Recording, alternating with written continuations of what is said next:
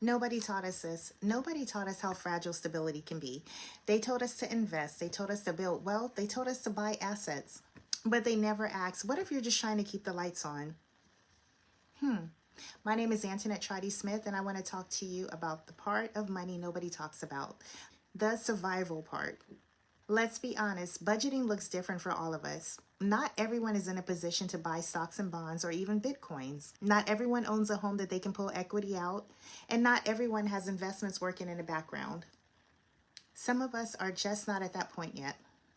For some of us, financial security looks more like your rent being paid on time, not running to the car every time we hear a truck slow down in front of our house thinking it's a tow truck coming to repossess our car, or making a phone call and it actually goes through, not being redirected to a message saying your phone service has been suspended.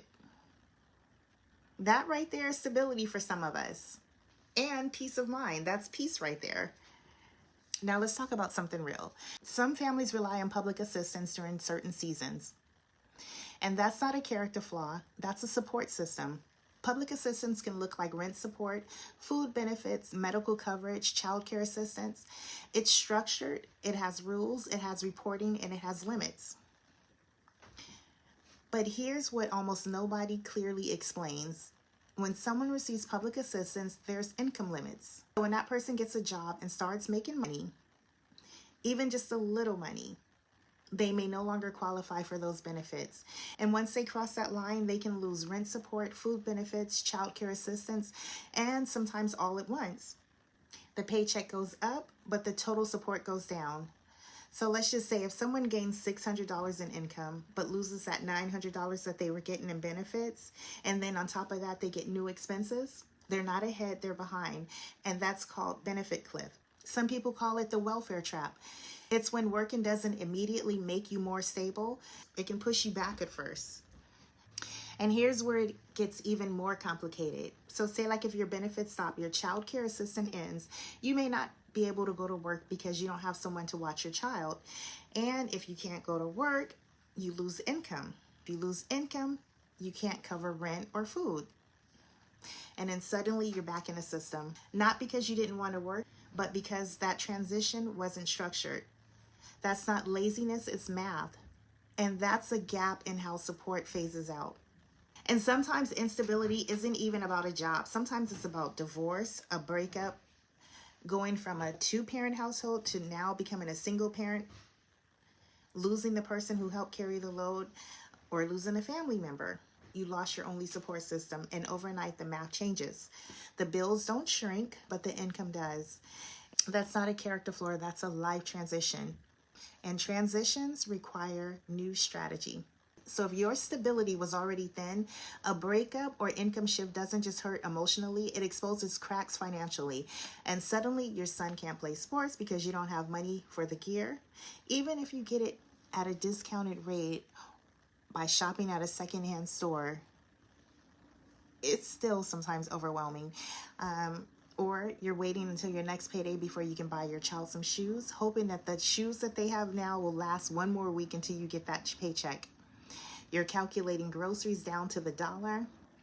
You're stretching gas. You're hoping the phone stay on. That's not irresponsibility. That's survival math. And nobody taught us how to manage survival math. Here's the truth. Before wealth comes stability. Before investing comes protection. Before growth comes structure. Stability means housing secured, utilities on, transportation protected, phones working, food covered. That's not small, that's foundational. Budgeting during unstable seasons looks different for everybody. It's not about maximizing returns, it's about minimizing crisis. When money is tight, emotions get loud. That causes relief spending, stress spending, exhaustion spending. But calm money makes calm decisions. And stability starts with small protections. So think about it like this. When you get your money, your monthly money, put away enough money for 2 weeks of gas, cover one utility payment, even $300 set aside. That's breathing room. Credit isn't about status, it's about protection. Good credit gives you options. But if you had to use your credit to survive, that doesn't make you reckless. It means you didn't have a margin. And just keep in mind, margins are not built overnight. A margin is the space between what you earn and what you owe. It's the breathing room. So let's just say you make $2,000 and your fixed bills total about $1,950. You have almost no margin. You have no breathing room, no room for an emergency or anything. But on the other hand, if you make $2,000 and your fixed bills total about $1,400 per month, you have a pretty good margin right there. I mean, it's a start. Think of it like an emergency cushion.